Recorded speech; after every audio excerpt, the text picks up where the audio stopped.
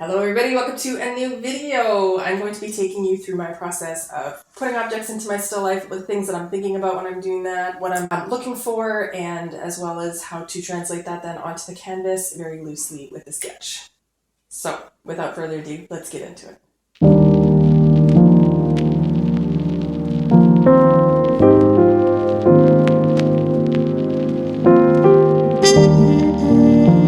These are a few of the things that I'm thinking about when I'm setting up my still life.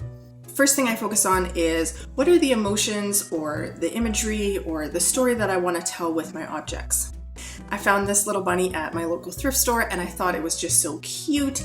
I've done a lot of rabbits in my homework assignments, so I knew I kind of wanted to base a little bit of a still life around this rabbit. I came home and I stuck it in my still life box and I thought it was just looking so proud with its nose up in the air, so I thought it would kind of be fun to stick a little heroic cape on it. Just had a heroic vibe about it. In that way, the object really dictated the feeling I was going for, the vibe, and the story that I wanted to tell. I had a few different types of fabric and a few different colors, so I wanted to see what they would look like in my box with the other objects. I like this purple one. There is something very regal about it, something a little elevated. I really like the satin finish, and I thought it would look really neat in this painting method. That is some of the reasoning behind the objects that I chose and a little bit of the backstory of how I decided to pick which objects I wanted to put in my still life box.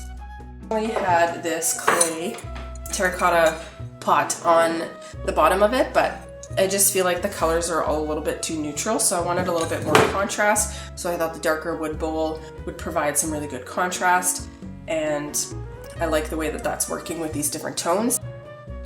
Now I'm just trying to think about where is the light hitting, right? What is the relationship between light and shadow?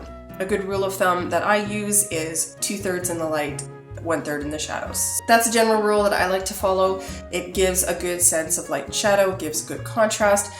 When it comes to actually putting things in the box, I'm thinking about where is the light hitting, right? The light is only kind of hitting on the top of the rabbit here and kind of along the cape and not really on here. I want to think about what's going to look good in the painting, right? What do I want the final product to look like? I want some really nice folds in the cape because that's going to provide some interesting detail and good gradients and sharp edges and fun stuff like that on the cape, as well as like this cascading feel. But I want a little bit more light on the bottom of the rabbit here.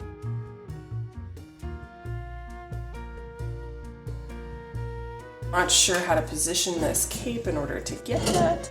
I also want to push it back a little bit more on the bowl so that I'm getting this nice cornered edge here, as well with that cast shadow kind of onto the bowl here. So we're getting some good form and depth in our bowl. It's a little hard because this is a little bit bulky, so I'm kind of missing that. There we go. That looks a little better. Get some of that nice body shape of the rabbit. Oh, I just lost it. So you kind of have to play around with and take steps back and look at how is that looking? Am I getting good form? Am I getting a good shape? Can I see the gradients along the head and a little bit in the ears and a little bit down the body here, under here, where it's kind of showing you what the shape of the rabbit is? So it's really about being intentional with your shapes, being really intentional about what you're seeing in your still life box, because that's what's going to make or break your painting, right? Your painting is going to look like what you see in your still life box, so you want to make sure that you kind of have all of those elements that's going to make for a great painting. Okay, so got my handy tape.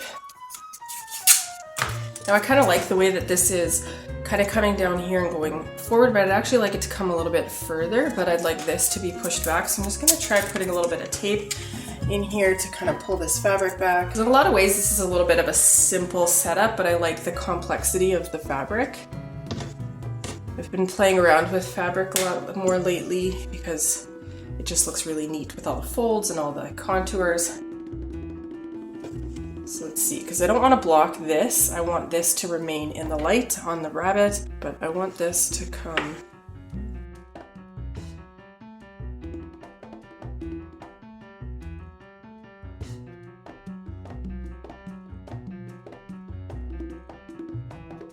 You kind of have to think about the composition, obviously, of your painting right at this early stage. Is it conveying the emotion that you want it to convey? Is it communicating the message that you want to communicate, then down to the technical.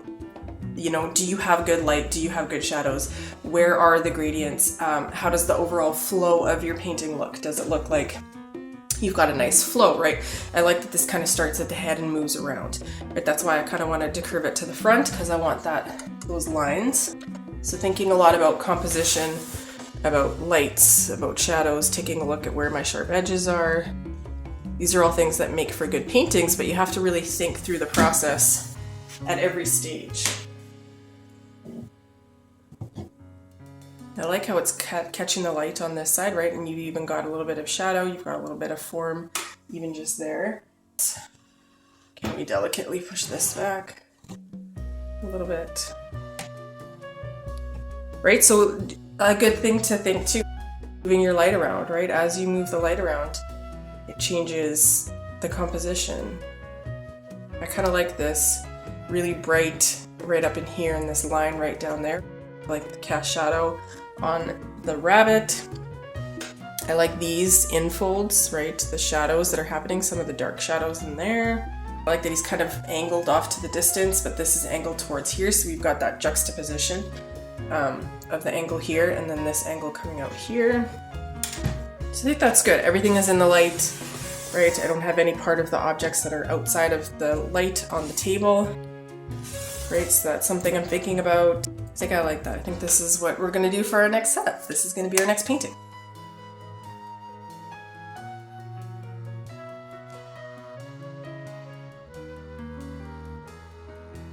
Before I begin my actual painting, I always make sure that I'm blocking out any of my extra light. So if you have not seen my studio setup video, I will link it up above as well as in the description box below.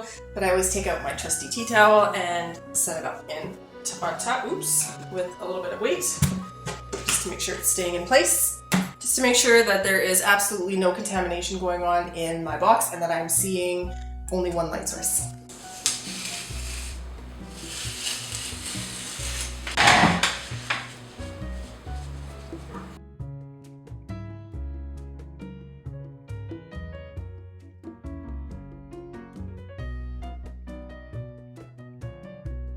Some of what I'm thinking about when I get down to drawing my portrait or drawing my still life is how big I want it to be on the actual canvas. So I'm taking some rough measurements, let's say just the head and the ears. First of all, I'll take the widest point of the entire still life. The widest point, we've got 1, 2, almost 3 widths of the head. So like, how do we want that to look on our canvas? And what's the height going to be in comparison to that? So if this is our unit of 1, our height is going to be 1, 2.5. So if this is 3, 2.5 is going to be like here. So let's say this is, right, this whole thing is 1. And this is 0.8, right? So this whole thing is 1. And then 0.8 is going to be about here. So I kind of like those dimensions. So if we do a kind of here, and if we have to kind of do it here. I kind of know the boundaries of where I want, because I'm going to have, this is the edge of the objects, right? This is the edge of the cloth here. So I'm going to have it come down the light, something up in there. And the light just kind of coming a little bit up at the top here, like that, right? So that feels like a good, taking up most of the space of the canvas. My object is a little bit off center anyways here, but then the cloth kind of comes and brings it around. So just thinking about the position of the actual objects on the canvas to make sure that it's compositionally going to look good and it's going to be centered on the actual canvas. This is 1. So this split up into thirds. So if this is kind of going to be our unit of 1, so this is our unit of 1. And follow this line up, this kind of comes about here.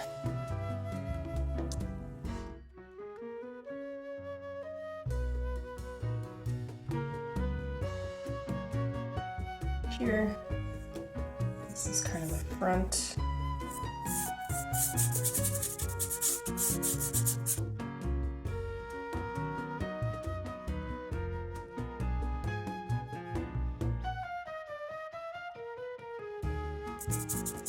A bit of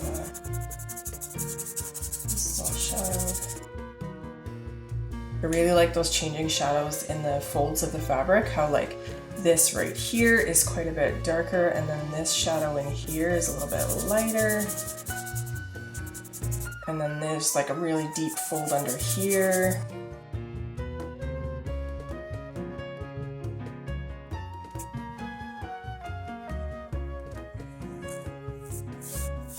Okay. I think we got a good general shape.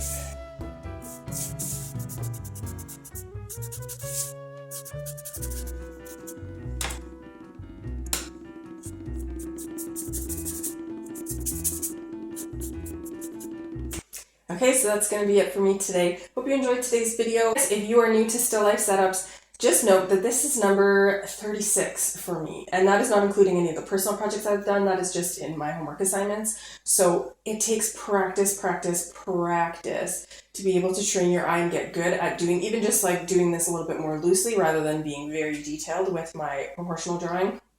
It takes time, it takes practice. Again, number 36, which kind of blew my mind when I counted that up. But anyways, hope you enjoyed this little walkthrough of things that I think about when I'm setting up my still life. If you are a new artist and you're looking to get into still lifes, do it. I have found them to be so helpful in my practice. I love doing still lifes. I really do. I really enjoy being able to, like, just with my eye and a paintbrush in my hand, be able to render something very close to what I'm seeing. It feels like a superpower. No joke. I feel like a superhero. Just kidding. False heroics. That's what I'm calling this piece. Anyways, hope you enjoyed today's video. Take care, friends. See you in the next one. Bye.